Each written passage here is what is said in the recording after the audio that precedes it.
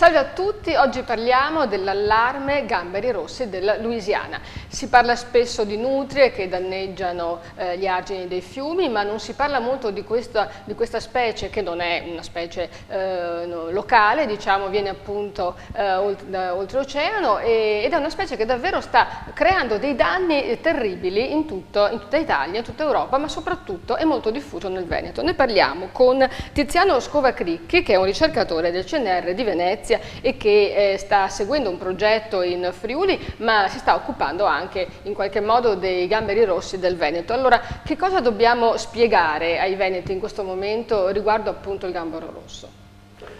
Il gambero rosso è una specie, come si dice tecnicamente, aliena e invasiva, aliena non perché arrivi da Marte, ma perché arriva da un ecosistema lontano al quale si è adattata nel corso della sua storia evolutiva di specie.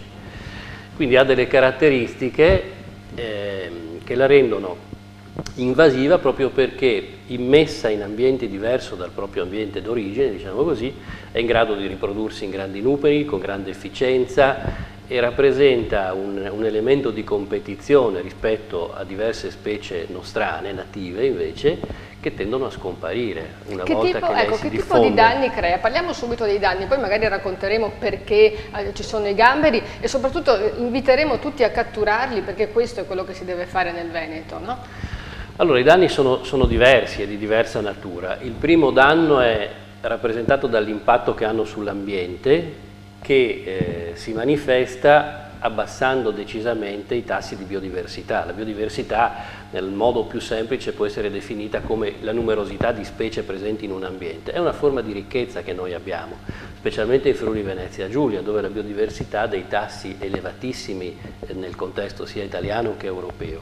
Arriva una specie aliena invasiva come il gambero rosso della Louisiana e proprio per la sua capacità di competitore vincente, di predatore efficiente e così via, tende a far scomparire molte altre specie presenti nell'ambiente, quindi abbassa la biodiversità, ci impoverisce da questo punto di vista. Ma poi il gambero rosso, essendo un animale che scava tane numerose e profonde, rende praticamente il terreno poroso, lo fa assomigliare ad una gruviera, diciamo così, e quindi aumenta la porosità. Si producono nel tempo infiltrazioni d'acqua che poi si traducono in cedimenti delle sponde, degli argini, con dei costi sociali notevoli. Se lei pensa... Diciamo appunto che le nutrie scavano delle grandi buche, loro scavano delle piccole buche, ma l'effetto è lo stesso.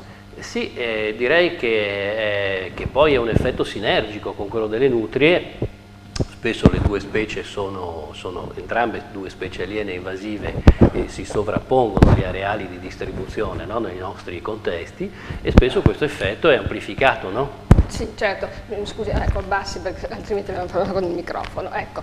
Quindi questo è un danno che crea. Oltretutto il gambero rosso è un po' come i topi, cioè mangia qualsiasi cosa, anche cose tossiche, si riproduce ugualmente e chi magari lo pesca e pensa di mangiarlo e di portarsi a casa una pietanza buona, magari si mangia qualcosa di tossico. Bisogna dare un'indicazione su questo. Sì, ecco, su questo vorrei essere un attimo preciso per non fare dei falsi allarmismi.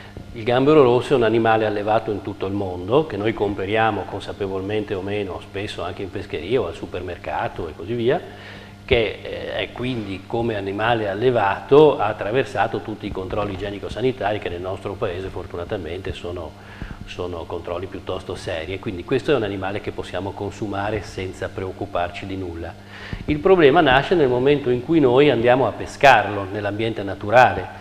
In un ambiente pulito questo animale è un animale del tutto commestibile se proviene da un ambiente pulito, però essendo un animale capace di vivere davvero a un range di adattabilità molto ampio, dovunque, anche nella fogna letteralmente, se lo peschiamo da un ambiente sbagliato corriamo dei rischi, perché il suo metabolismo veloce gli consente di assimilare, di bioaccumulare, come si dice efficacemente, vuoi metalli pesanti, vuoi fitotossine, che sono delle sostanze tossiche prodotte da alcune alghe microscopiche che possono fiorire in grandi numeri soprattutto durante l'estate. Allora se arriva dall'ambiente sbagliato noi davvero corriamo dei rischi seri anche per la salute. Ecco, concludiamo qui diciamo, questo approfondimento, anche se ne parleremo ancora perché c'è ancora molto da dire sul gambero rosso, dicendo che nel Veneto la cattura è liberalizzata proprio perché sta infestando tutta la regione, ce ne sono troppi, quindi catturateli, state attenti dove li catturate naturalmente, perché appunto potrebbe essere anche pericoloso se l'ambiente non è adatto, però